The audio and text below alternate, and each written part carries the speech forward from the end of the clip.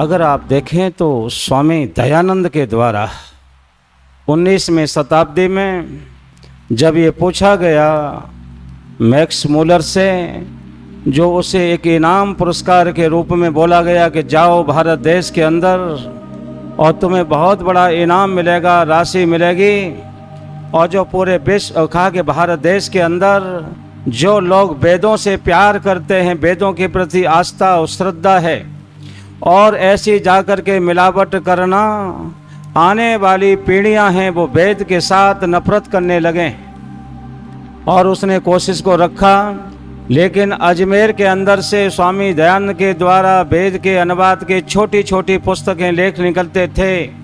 और जिस समय मैक्स मूलर पढ़ता है स्वामी दयानंद के द्वारा वेदों का अनुवाद, और उसकी बुद्धि चकरा जाती है, परेशान हो जाता है और कहता है मैं अपने क्षेत्र में कामयाब नहीं हो सकता कि स्वामी दयानंद के प्रश्नों का मैं उत्तर नहीं दे सकता, क्योंकि स्वामी दयानंद ने जो वेद का अनुवाद किया है, वो वेद का अनुवाद है वो अद्भुत किया है, और वो निरुत्तर हो जाता है। और जब वो निरुत्तर हो जाता है, वो स्वामी जी के प्रश्नों का जवाब दे नहीं सकता। और उस समय मैक्स मूलर से पूछा गया कि 19वीं शताब्दी का सबसे बड़ा बताओ विश्व की धरा के लिए क्या उपलब्धि होगी। और वही मैक्स मूलर जो अपने क्षेत्र में कामयाब होना चाहता था, आज वो मैक्स मूलर लिखता है पूरे विश्व में 19वीं शताब्दी की सबसे बड़ी उपलब्धि होगी तो एक भारत देश में स्वामी दयानंद ने जन्म लिया, जिन्होंने वेद का अनुवाद किया, और पूरे विश्व के अंदर ये स्वामी दयानंद के द्वारा वेदों का अनुवाद किया। पूरे विश्व की धरा को 19वीं शताब्दी की सबसे बड़ी उपलब्धि स्वामी दयानंद होंगे। बहुत सारे लोगों ने अनुवाद किए, लेकिन वो अंग्रेजों के पिट्ठू बने हुए थे, वो अंग्रेजों की नौकरी करते थे, वो किसी को खुश करते थे। अरे दयानंद तू क्या दीवाना था, तेरे अंदर क्या फितरत थी। स्वामी दयानंद कहते हैं मैं सत्य ही बोलूँगा, मेरा जीवन सत्य के लिए है। आज बोलो हम अपने लिए, स्वार्थ के लिए, किसी को खुश करने के लिए असत्य का भी सहारा ले लेते हैं। सत्य परेशान तो होता है, बोलो पराजित नहीं होता। दयानंद कहता है मेरा जीवन सत्य के लिए है। ओ मेरे गुरुदेव दयानंद, तुम्हारे जीवन में क्या आकर्षण था, तुम्हारे जीवन में क्या चुम्बकीय जीवन था। दयानंद जहाँ से भी गया आंधी तूफान को चीरता हुआ गया। दयानंद जहाँ भी गया और परमात्मा के नाम का संदेश देता चला गया। आगे देखें पूरे विश्व के अंदर गुरुदेव दयानंद कहते हैं अरे ओम जैसा ध्यान, ओम जैसा इष्ट आपको नहीं मिलेगा। आप उसे किसी के नाम से पुकारें। और दुनिया में पंथ संप्रदाय अनेक होते हैं, लेकिन वैदिक सिद्धांत, वैदिक धर्म कहता है जब आप ओम का ध्यान लगाते हैं तो आपके जीवन में जो तरंग, वाइब्रेशन और शक्ति, ऊर्जा होती है वो दुनिया में अद्भुत होती है। और तीसरा है यज्ञ का अनुष्ठान। घर घर में अगर अलख जगाया, नारियों को अगर यज्ञ करने का गौरव दिया, नारियों को अगर यज्ञ का अधिकार प्राप्त हुआ, इसका भी श्रेय स्वामी दयानंद महाराज को जाता है। इसके अंदर अगर आप देखें यज्ञ का जो अनुष्ठान है, और स्वामी समर्पणानंद जी महाराज जो गुरुकुल प्रभात आश्रम के बहुत बड़े स्नातक हुए, उनका नाम था पंडित बुद्ध देव विद्यालंकार।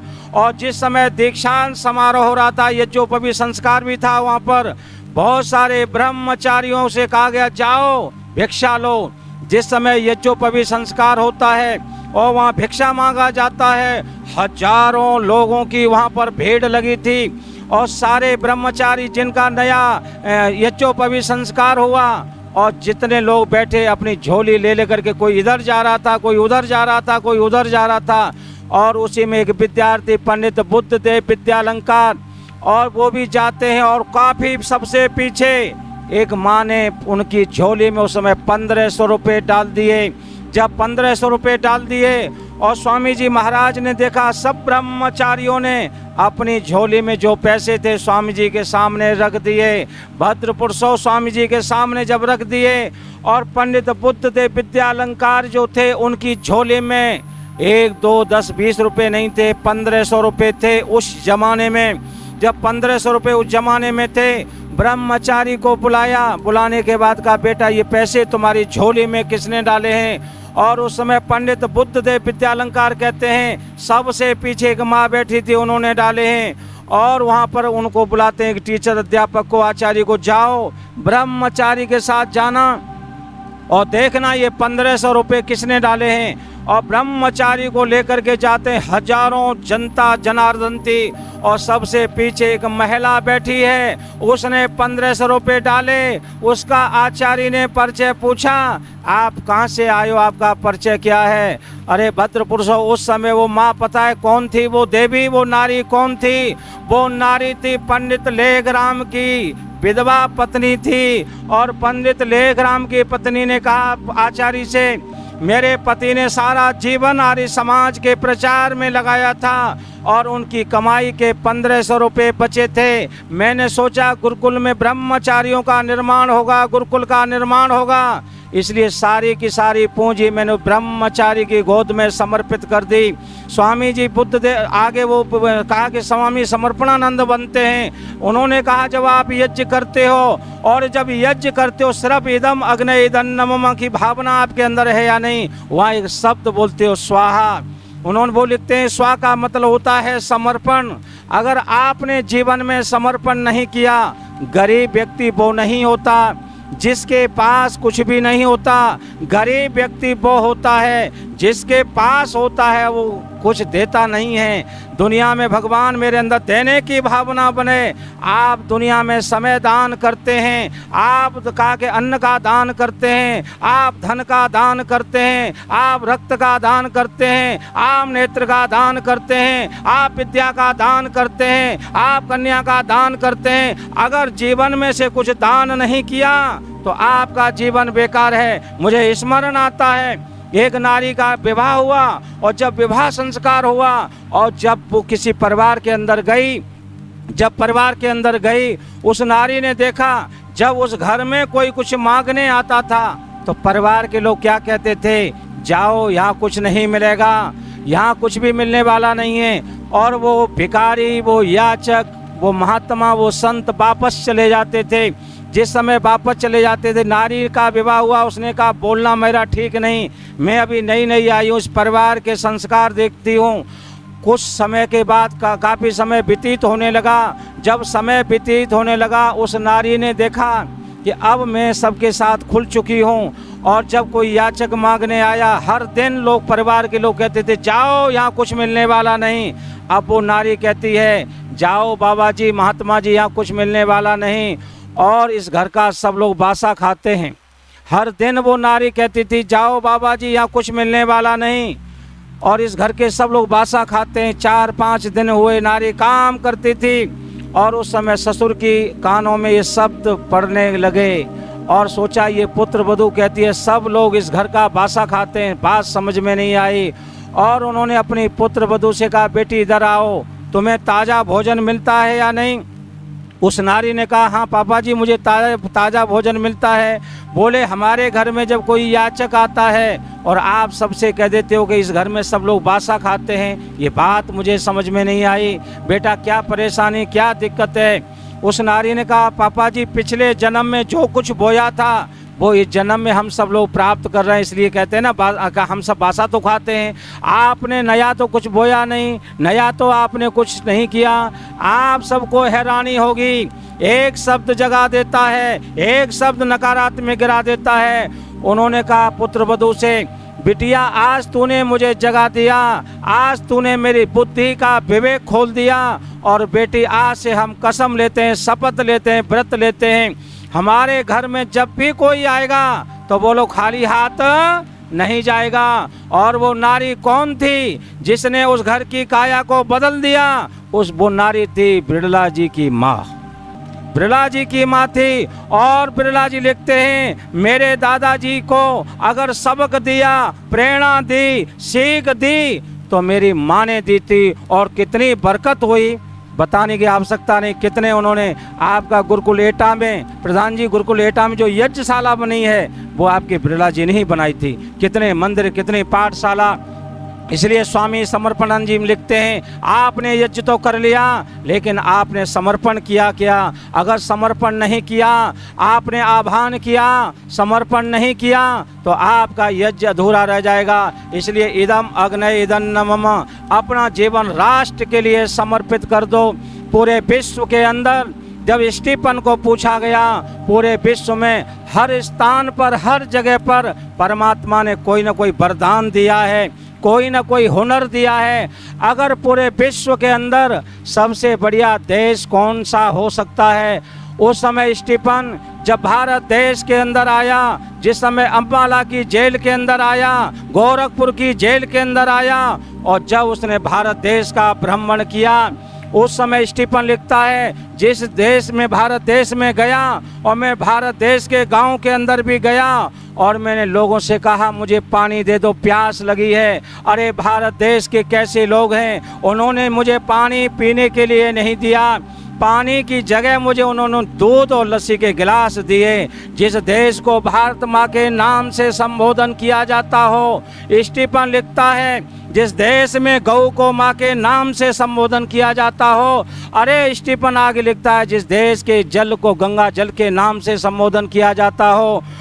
उसने स्टीफन ने देखा भारत देश में कैसे कैसे क्रांतिकारी लोग थे, कैसे संत थे जो इस देश के अंदर जागृति पैदा करते हैं। और स्टीफन वो व्यक्ति था जिसने राम प्रसाद की बिस्मिल की फांसी हुई थी और उसकी देख रेख में फांसी दी गई।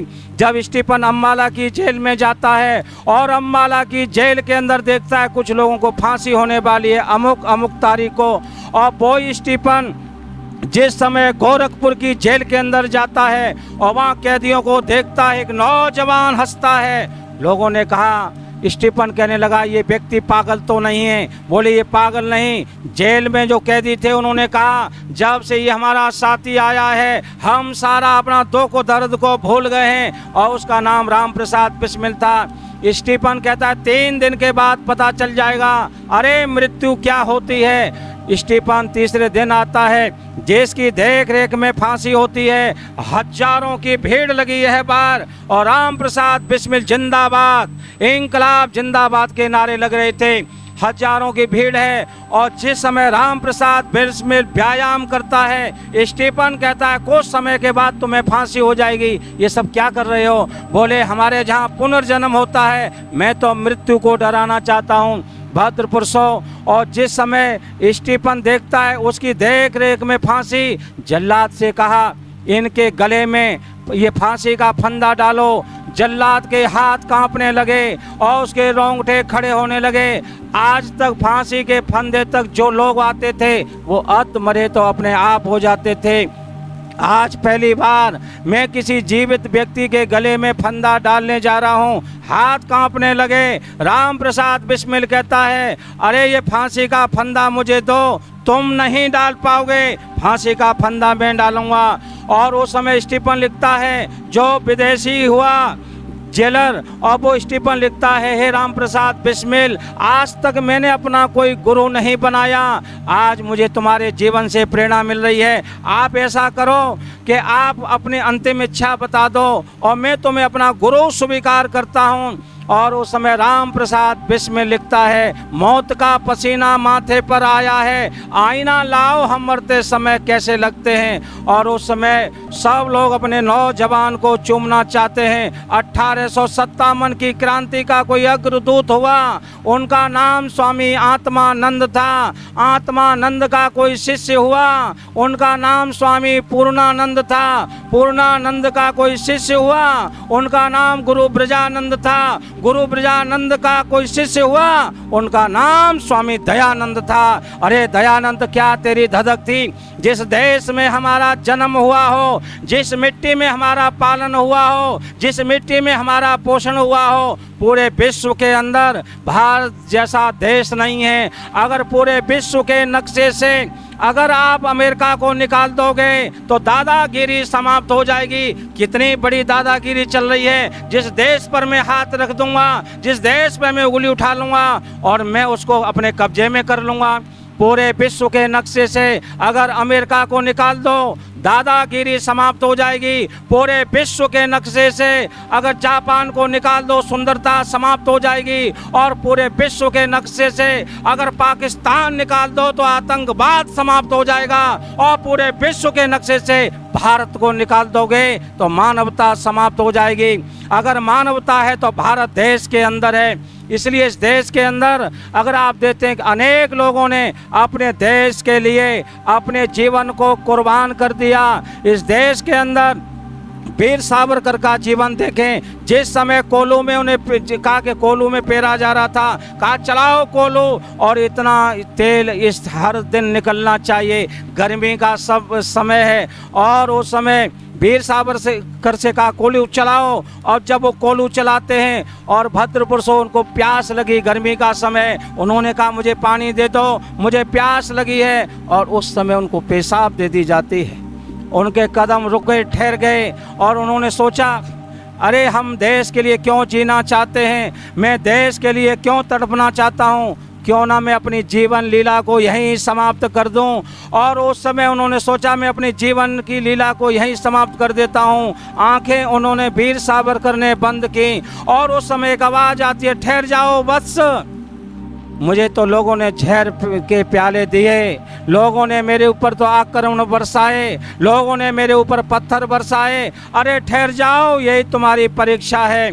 संसार के अंदर कहा कि तुम्हारी यही परीक्षा है। और वीर सावरकर कहते हैं जो मुझे उजाला आया, जो मुझे अंदर से आवाज़ आई, और वो आवाज़ किसी की नहीं थी, वो आवाज़ स्वामी दयानंद की थी, उनकी मेरे अंदर प्रेरणा थी। इसलिए संसार के अंदर जिस देश में हमारा जन्म हुआ हो, बोलो हमारे देश के कितने टुकड़े हो गए। और आज भी कुछ लोगों की निगाहें हैं कि हम इस देश के अंदर कुछ क्षुद्र लोग हैं कि इस देश के अंदर आतंक मचा देंगे। पिछले दिनों में 2 दिन पहले आपने देखा कितने भारत देश का नाम जो था बदनाम हुआ, कुछ ही लोगों ने बदतमीजी कर रहे हैं। आज इस भोरे चमन में साथियों आंधी उठाने का जमाना आ गया और वक्त की तकदीर स्याही से लिखी नहीं जाती, खून में कलम डुबाने का जमाना आ गया।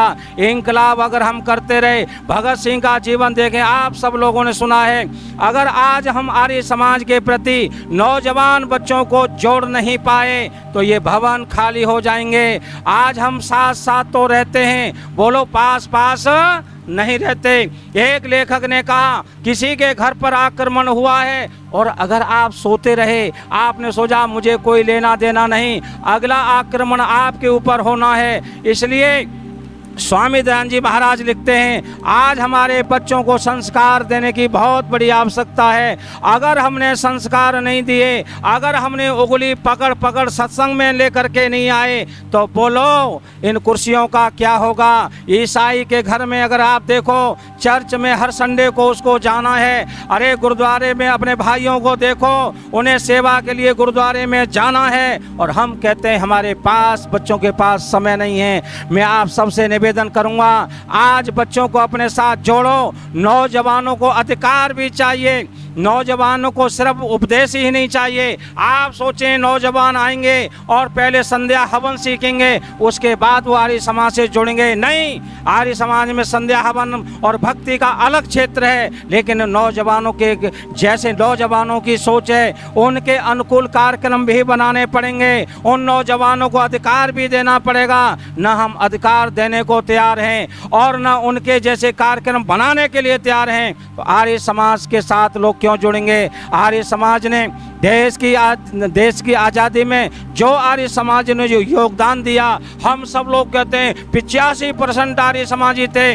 मोतीलाल नेहरू को एक काम सौंपा गया, आप भारत देश की जेलों के अंदर जाओ और जेलों के अंदर देखना कि कौन से वर्ग के, कौन सी जाति के अधिक लोग रहते हैं।